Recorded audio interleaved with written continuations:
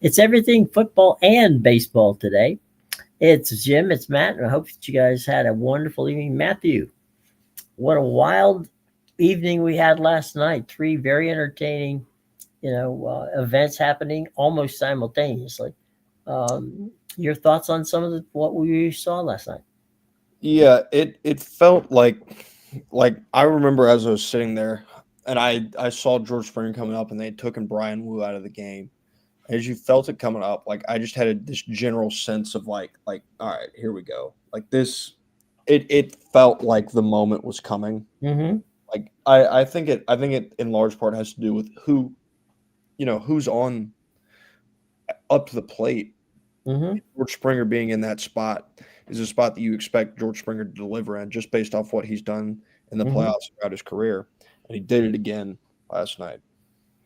Yeah, I thought I watched the Canadian feed, um, and that's Dan Schulman and Buck Martinez, and I mean George Springer is one of the best clutch hitters in baseball.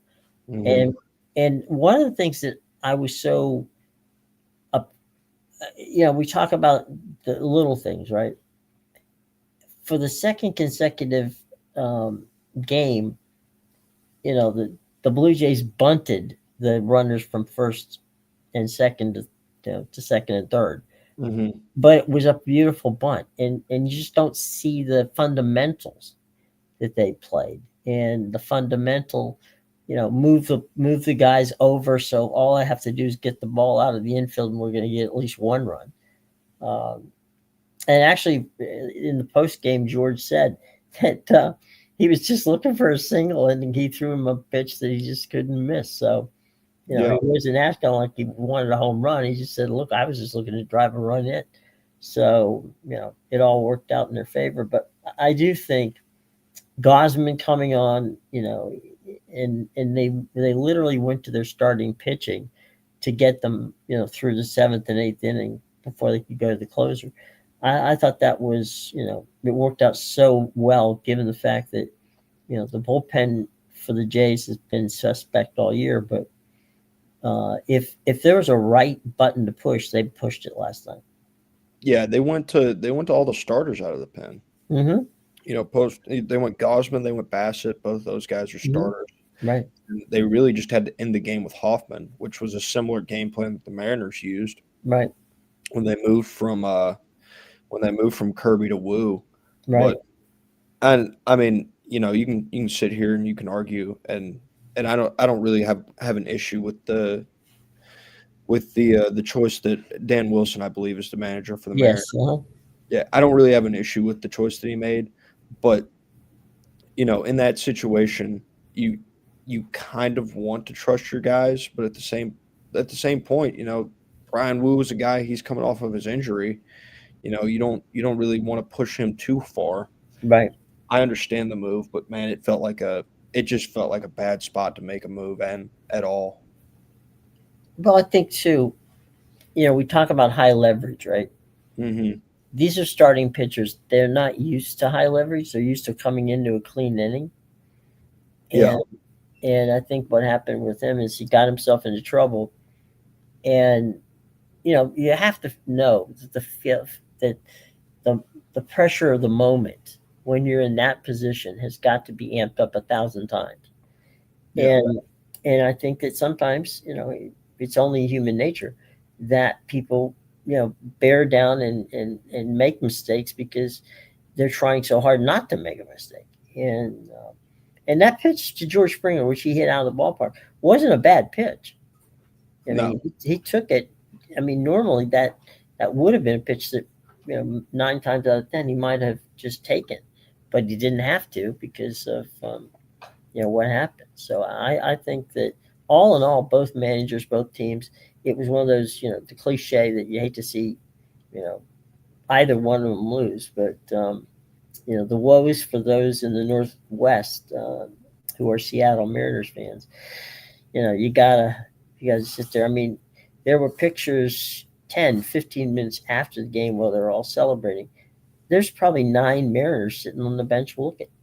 Hmm. You know. I, I will say I do feel bad for Seattle Mariners fans just Mhm. because the fashion at which you lost this series Right. is like it feels like every season for Seattle Mariners fans is just a new fun way to get kicked in the pants. Right. Feels like over and over again. Well, you didn't make the playoffs last year because your ownership didn't buy in. Okay, Hmm. well, maybe they didn't go sign the big free agents, but you've got the right pieces, and they were all good going all in at the deadline. And sending some younger guys off, some prospects off, really investing in this team, at Hmm. least in prospect capital wise. And you make it to the ALCS, you got 2-0 lead going back home. That sets up really great for you. You feel like you've got a pitching edge. You feel like that sets Hmm. up in your favor. And then you get to, you're in game 7 in Toronto. Well, it's not where you wanted to be, but hey, look, we're up 3-1. It's the bottom of the 7th. Hmm. And 3-run homer. They didn't get back up off the mat after that. So it just one thing after another for Mariners fans, and they haven't been there before. I know for Blue Jays fans, like it's been a while. It's been since '93, Hmm. but still, I guess the thing here is like, well, hey, they've made it before would be the thing. Yeah. So it was also really really tough seeing when you see the clips from that Monday Night Football broadcast in Hmm. Seattle, and Yeah. there's the big one that I've seen is the dude holding the iPad Hmm. as the game ends, and it's like, oh, I know. I mean, you got to feel bad for the fan base. They, my one of my best friends, Dave Sims. Shout out to Dave if you're listening. Um, Spent 18 years as the broadcaster of the Mariners, and he left there this year because he got his dream job. He got to return home to New York to replace John Sterling as the voice of the Yankees on radio. mhm, And so I know Dave for many years, 18 to be exact, was the voice of the Mariners, and there are there's amazing they have an amazing fan base in Seattle, and people love the Mariners, and you do feel bad for them because they were that close, but it wasn't for the lack of trying, that's for sure. Um, and the old cliche, the best team wins. Well, in this case, the best team did win. mhm. Um, so, you know, we can use all. I don't think there's anything we can say to the Seattle fans that's going to make them feel better. Um, No, but it's going to be a very interesting World Series with, Bo Bichette likely to come back. Um, he's going to be the fact that they don't have to fly out to Los Angeles is beneficial for him because he's taken batting practice for almost the last 3 weeks. Um, Under normal circumstances, they might have sent him out for a start, at a minor league game, but there's no minor league games to play, so yeah, no place to send him. The concern is his running ability, and then can he play shortstop? The other is if he does go in, what happens to Springer? Do they have to put him out in the field? Um, George mhm, hasn't been, a day to day player for a little over a month now. So, which is not to say that he's going to be a defensive liability.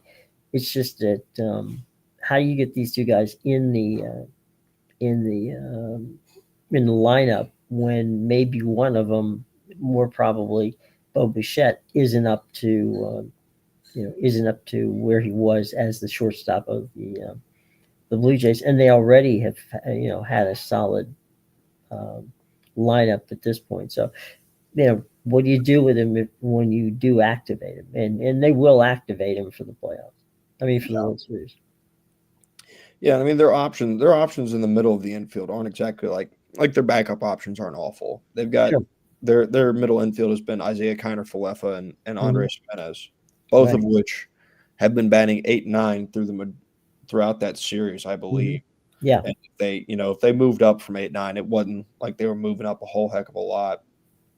So, um, Yeah, their options in the middle infield, at least defensively, those guys are really good defensively. You know, Right. Andres Jimenez is really good defensively.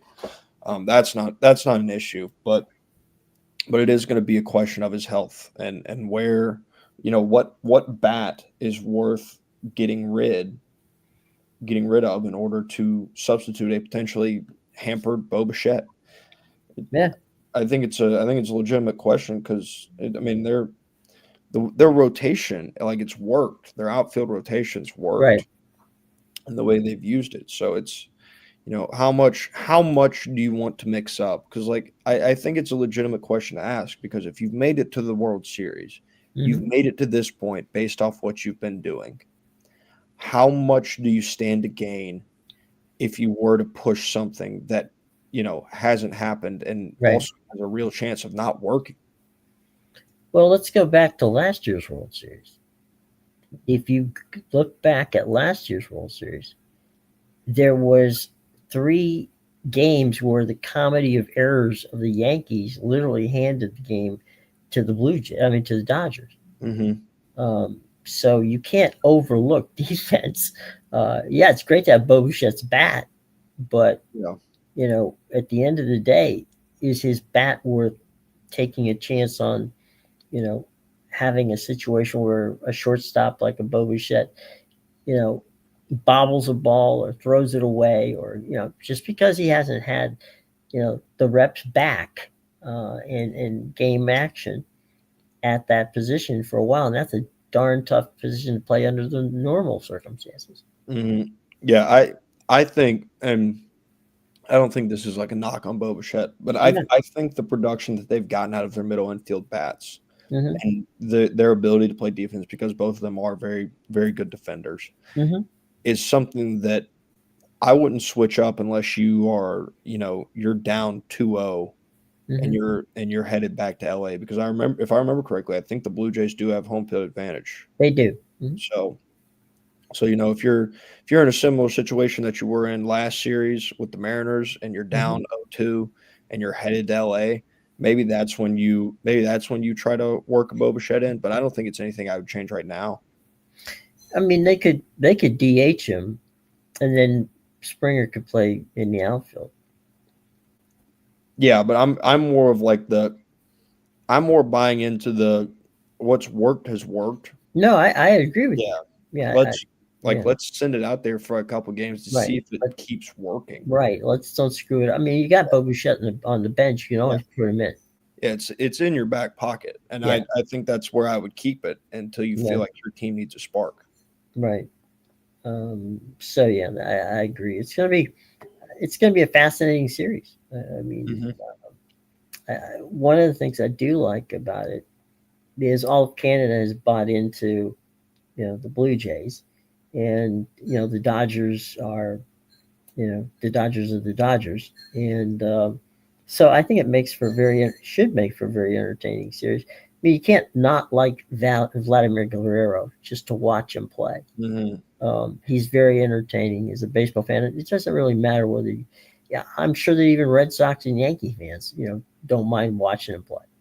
Yeah, no, I was well, I think Yankee fans probably mind him a little Well, more probably, yeah. Now they probably do. after this playoffs. I was very hopeful that Vlad would be wearing a Red Sox uniform this upcoming season, because Hmm. coming into the year he hadn't signed that contract extension. There was Right. there was some rumblings. Um, Yeah, no, but it's an enjoyable experience from watching Vlad. Like, Hmm. watching Vlad, and he's been great in the playoffs. It's seemingly every time he's been there.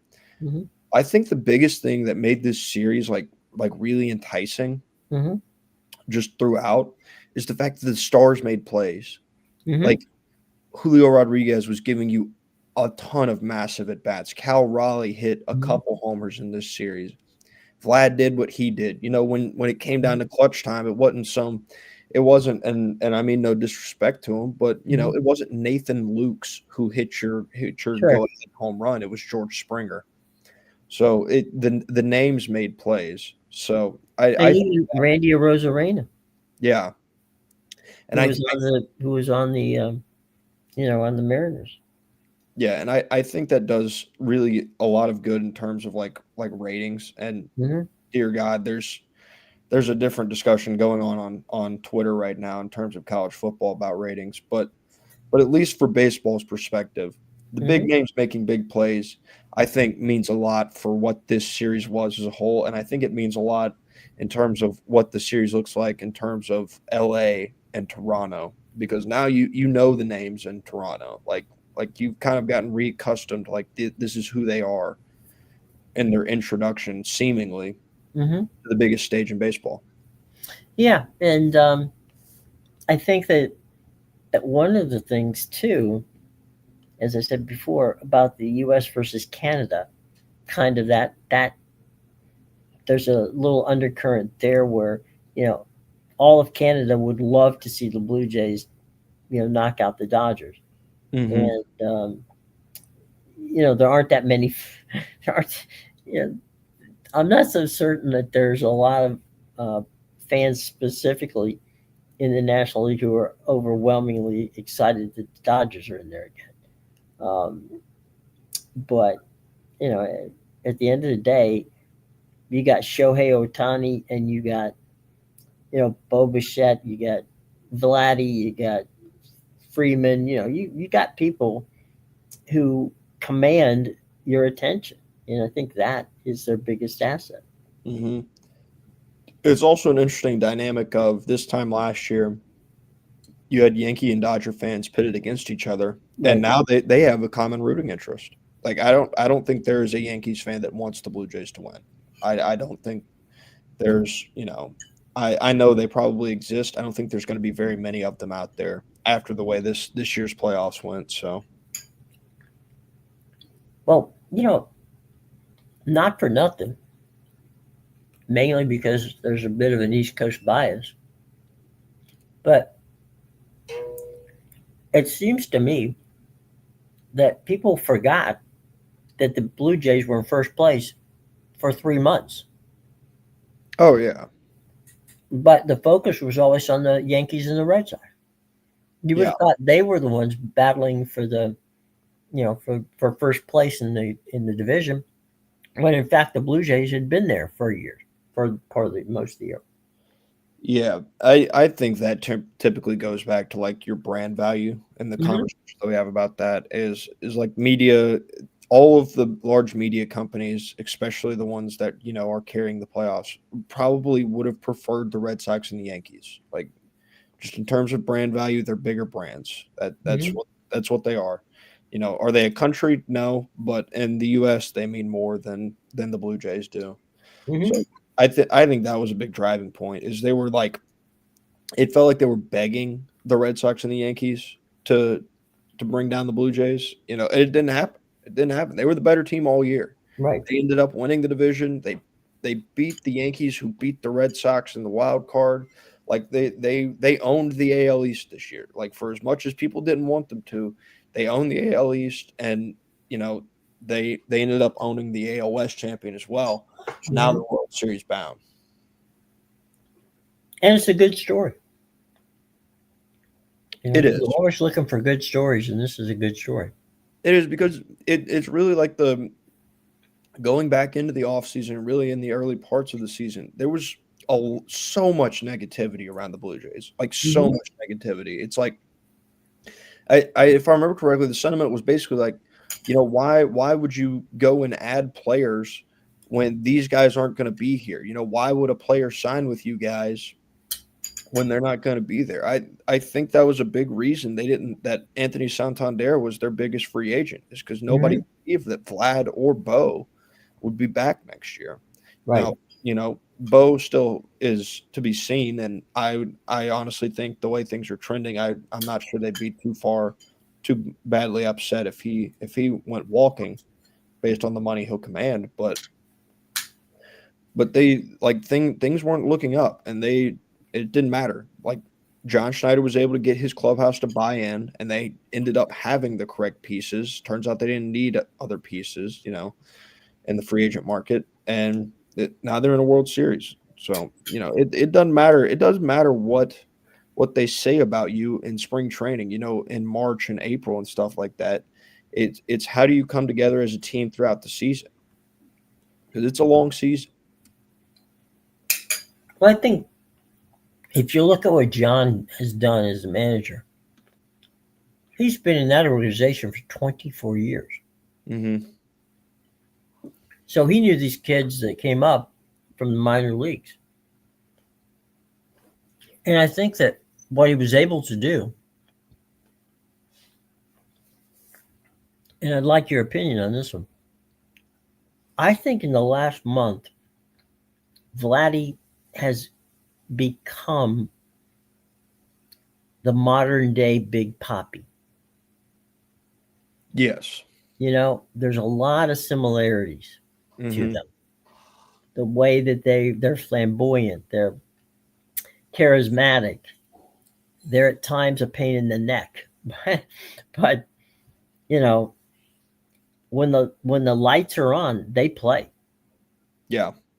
And all you have to do is look at Vlad. Vlad had 89 at bats before October, and he didn't have a home run. He gets in the playoffs. What? He's got 6 now. Yeah. So it feels like he's hitting one every night. Yeah.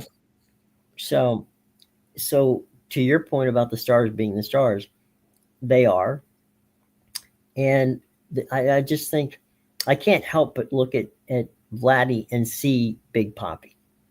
Mm-hmm.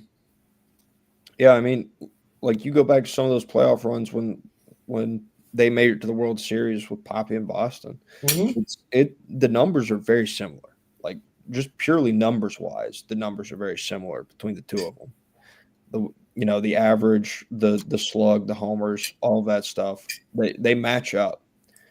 So he very much has that persona about him. And listen, to be honest with you, like I obviously you expect a good player in the regular season. Mm-hmm.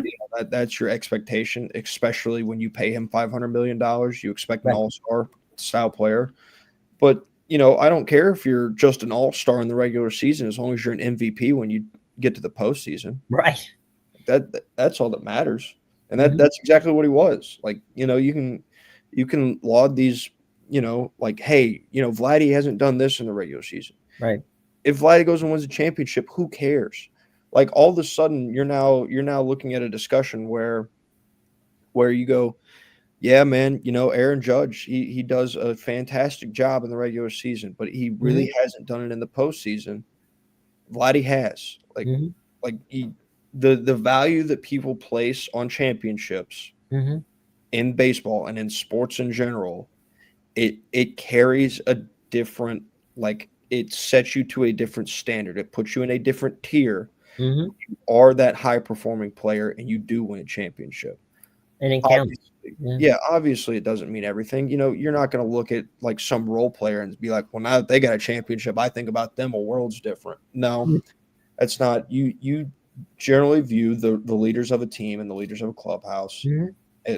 That's generally, a top 5-ish players on a team, give or Right. take, and a manager. That's generally the people that you have a view shift of when it comes championship time. So, Vladdy can cement something and do something that, correct me if I'm wrong here, his dad never did.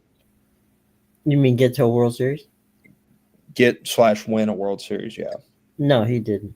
Yeah. So that's for all the comparisons, because that's all that happened when Vladdy got called up was the comparisons of his dad, and like look at what Vladdy's doing, and that's how you get out of his shadow if you're Vladdy. Right. It's like Ken Griffey and Ken Griffey Jr. Mm-hmm. It's I will say this. It's interesting that both Vladdy and his father made their were at their best, I guess would be the best way of putting it, and had their best seasons in Canada. Mm-hmm. I mean, Vlad with the Expos and Vladdy Jr. with the Blue Jays.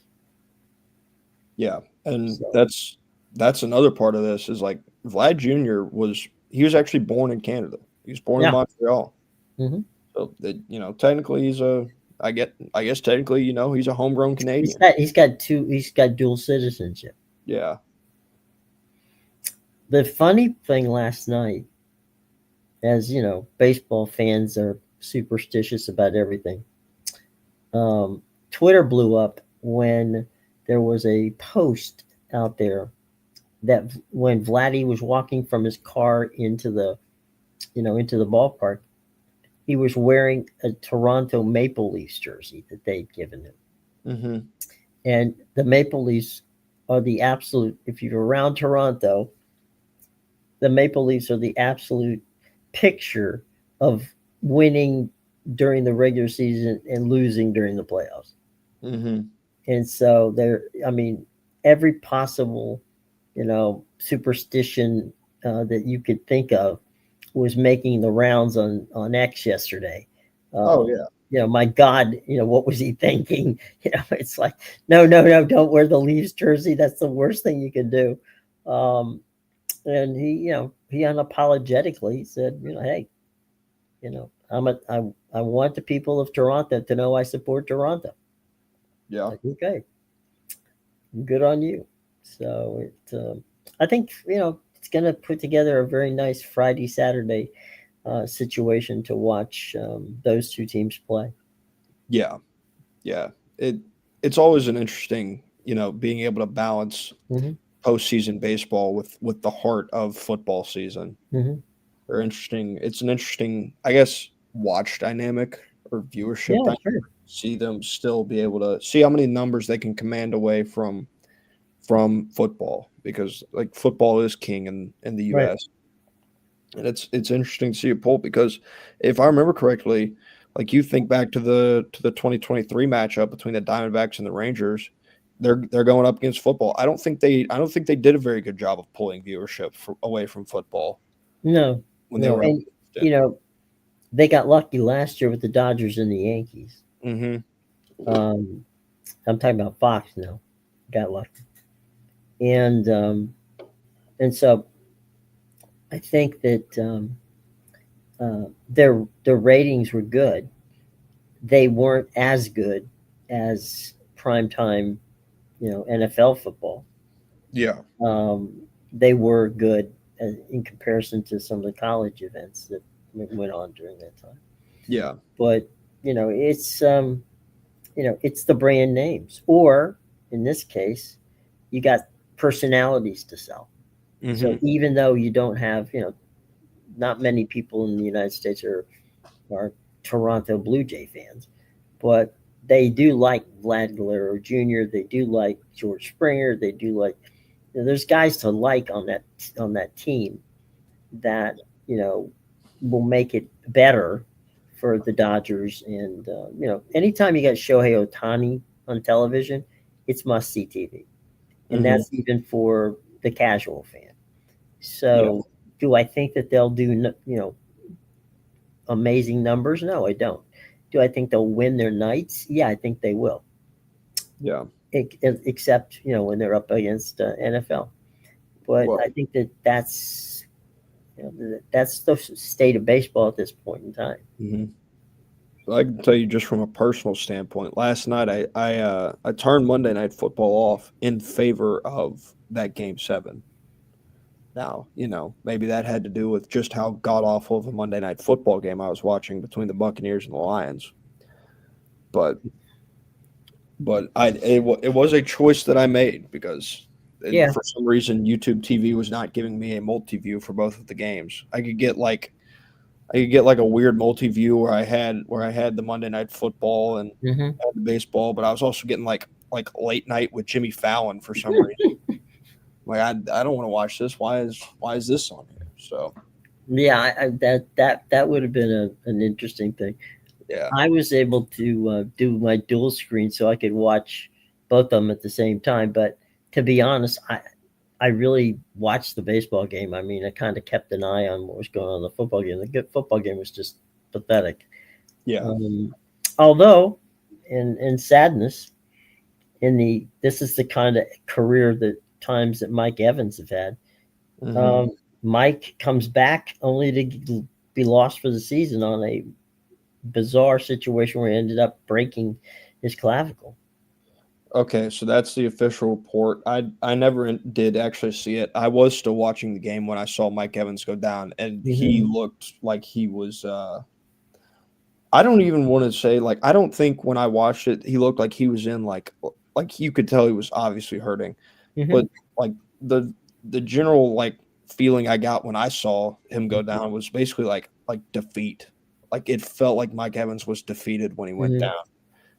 So because you rewatch it and he was just kind of like the way he was laying, it was just like you knew he was hurt, but at the same time, it also was like, yeah, all right, like I'm done. I'm done Right. again. I'm Like done. go again. Drop the mic. Yeah, No pun because intended. the timeline, if I remember correctly, was he got hurt pretty like midway through last season or later into last season and missed most of it, but like Yeah, came and back then he came late. back and he got bounced in the third game of the season. Yeah, yeah, and then he comes back this year, gets hurt early, and then comes back and gets hurt again after he got hurt early. So it's just been Yeah. one One thing. of the things, in that particular break, breaking your clavicle, the shoulder pad is going to hold it in place so that you're going to be in a hell of a lot of pain, but you're not going to know it's broken. Yeah. They wouldn't have known that until they got back to the locker room and taken the pads off. Hmm. And so that's, I guess, where they found out that, it's broken. And if it's broken, forget it. You're not coming back this year. Yeah. Yeah. No, that is definitely true. Um, yeah. I mean, it's just he's on the back end of it now, and he Yeah. did he did 1,000 yards for however many seasons. So 11. it's I think you're probably looking at another potentially sad ending to a career if this trend keeps up. I don't know that when he comes back, he'll want to play. Yeah. I think at this point, what does he have to prove? He doesn't really have anything to prove. Yeah. And, and I think that, sometimes in professional sports, regardless of the psyche of, we talked about why would a Joe Flacco want to be a quarterback, when he's got 80 million in the bank and doesn't really have to do anything. Yep. Um, it's the competitiveness. It's hard to turn that competitiveness off. And really, over the years that I've been watching sports, which goes back to when dinosaurs roamed the earth, um, that it's 9 times out of 10, it's an injury that forces you not to be able to play again. Yeah. And I'm thinking, a broken clavicle, it's not the end of the world, but for a professional football player who uses their shoulders in pretty much every play, especially a wide receiver, you know, it's going to hurt every time he gets dinged just in practice. So I'm not going to, I would be stunned if he came back and wanted to play again. Yeah. Which, I think that's a very understandable stance if you were to hang it up. Like Hmm. I don't see any reason not to. No, absolutely. That game Tampa Bay last night with the Lions, the Lions were able to exploit the injuries on the Buccaneers. The Buccaneers weren't able to exploit the second and third string secondary that was dialed up by the Lions, and there were two interceptions in that game that, frankly, you can't blame Mayfield for them, and No. honestly, you can't blame the receivers for them. They were just good plays by a ball hawking defense. Yeah, the one that I saw was the one that was like kind of in the hand of the tight end and got Well, ruled K. in Dot, possession. yes. Yeah, it was literally a 50-50 ball, but it got Mhm. ruled in possession of the DB, which when I say that, it was the correct call. Like Yeah. when you watch it, that was 100% the correct call. So, Mhm. no issues there, but yeah, it was weird. It was a weird game last night from Well, Tampa Bay. there was no tempo to it. No. You didn't.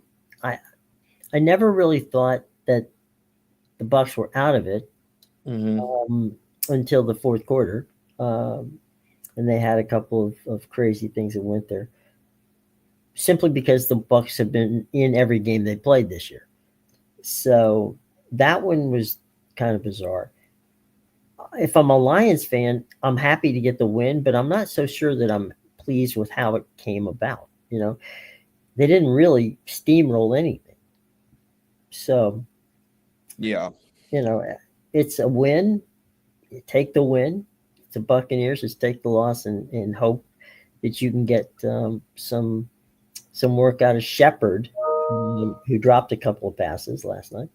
Hmm. Um, you're going to have to. You got next man up, and we're nearing the trade deadline. So if you're going to find somebody as a wide receiver, and Miami shopping some guys, I don't Yes. know. I don't know what the Buccaneers have, the way of cap space and all that, but there's gonna to pry one of those wide receivers out of Miami is going to take some serious cash and some serious draft consideration.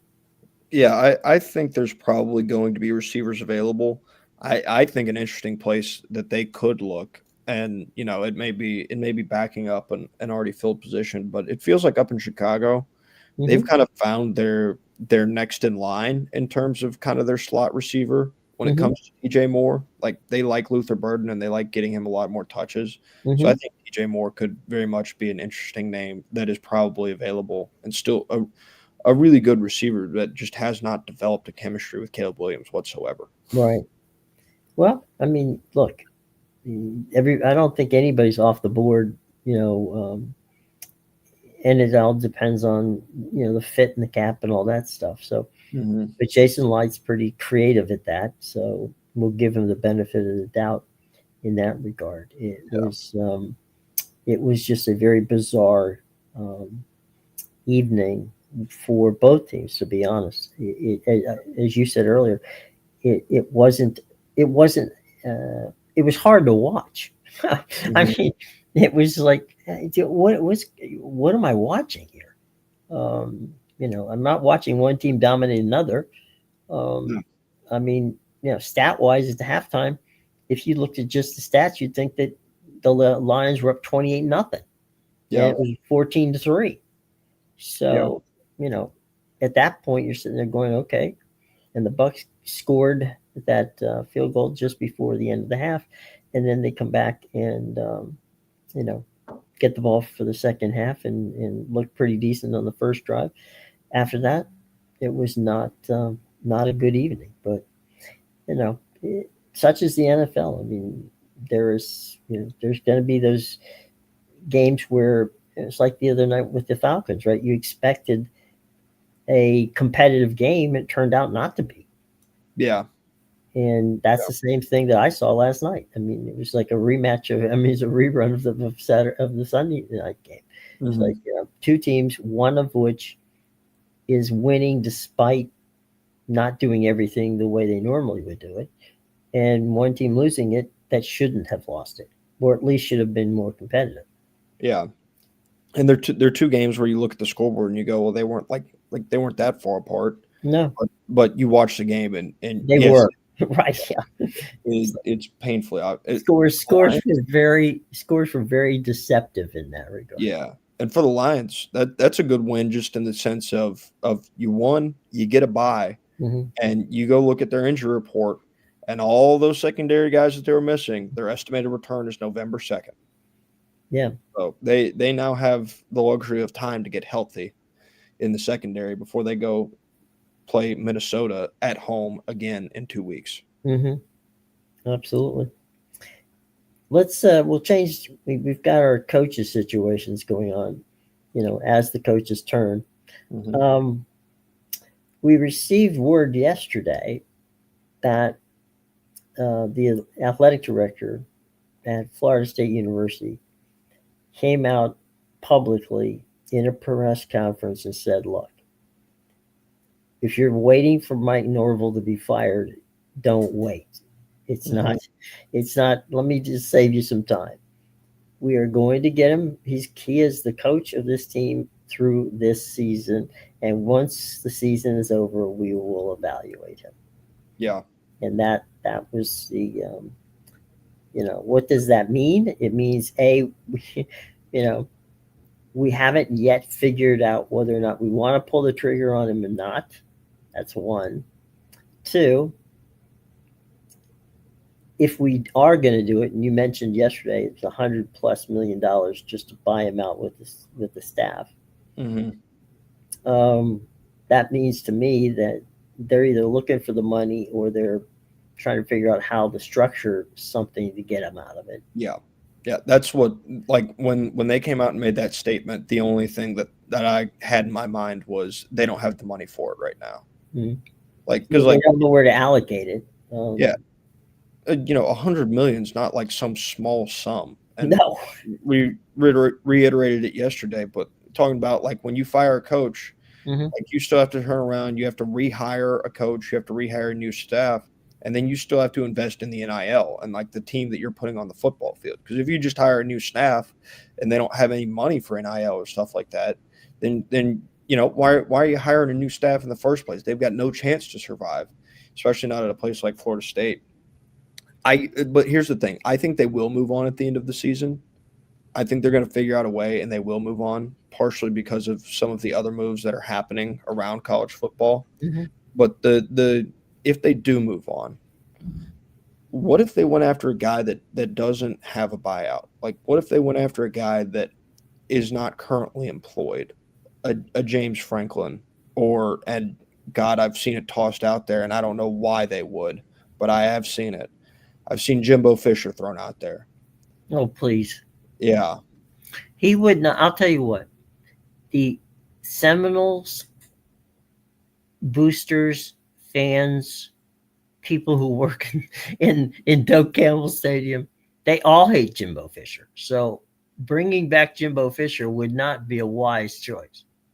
Oh, yeah. No, I don't think that it would be. I just know that I've seen like some Florida State fans are like, hey, like they pointed out the stuff in his contract and where he is now, and how they probably are tight on money in terms of when it comes to firing Mike Norvell, and if they can fire Mike Norvell, and what they would have left over to hire a new coach after that.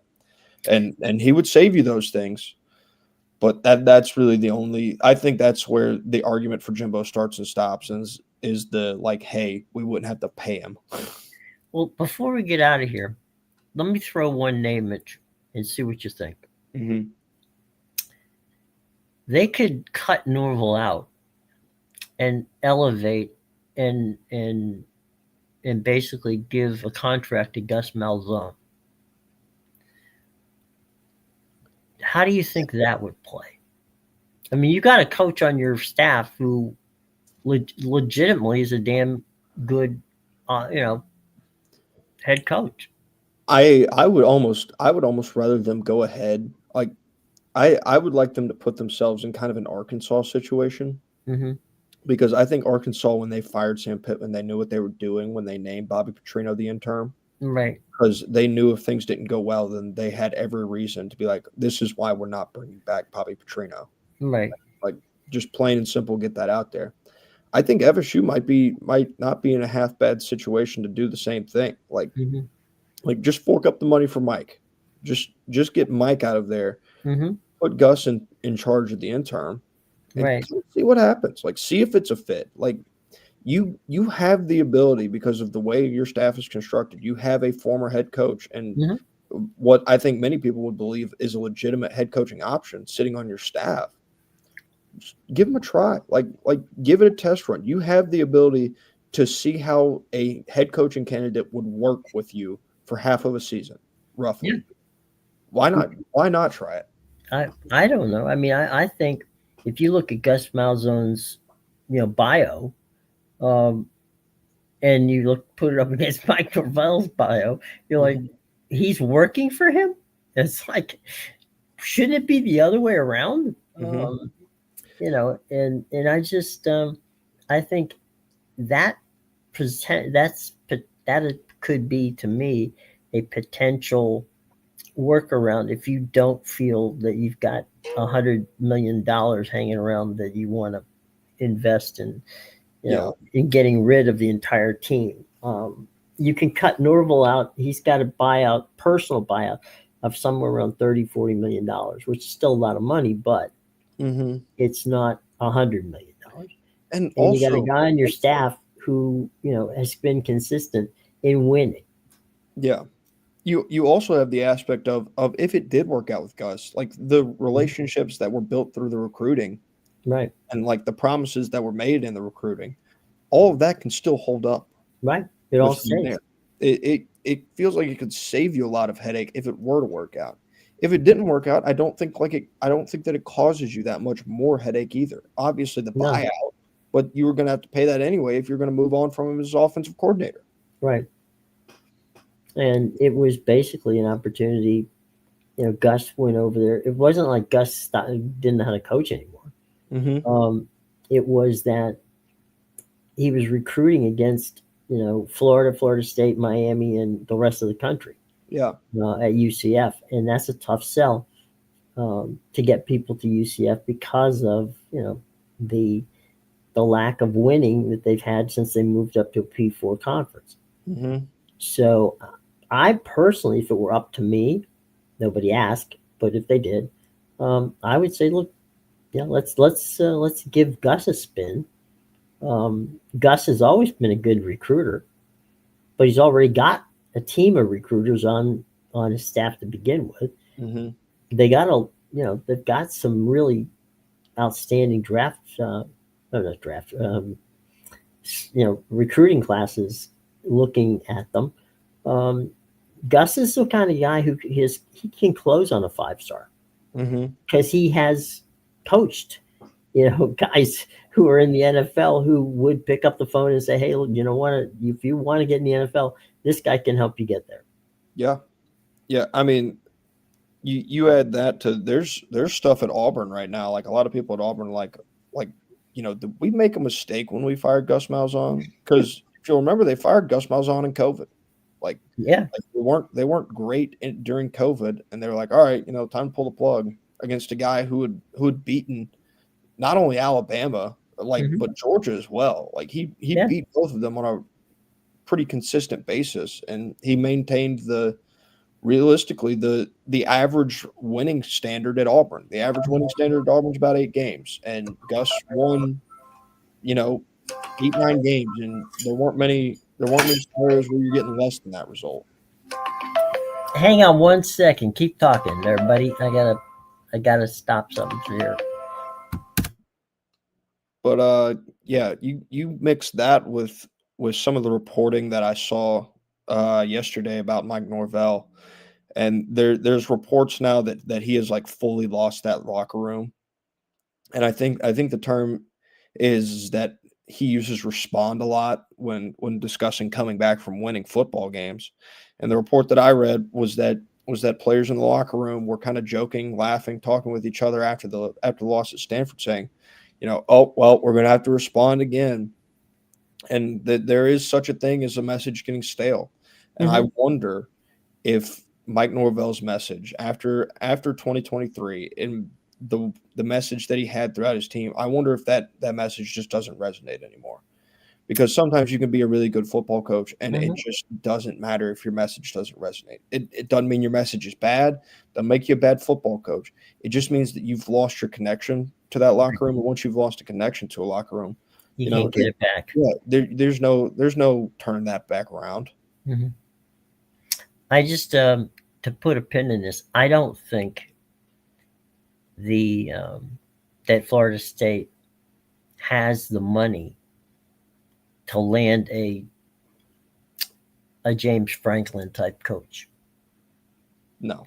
I think they've tied it all up in a number of things that, much like Billy Napier, where you've crafted, um, in essence, a very good scouting team, if you want to call it that, Mm-hmm. and that's good. It makes life easier on the next head coach, but it doesn't make if you fail, that doesn't mean. And I think that's a key point too, is that if Mike decide if they might decide to get rid of Mike, they're going to keep that organization they put together. Yeah.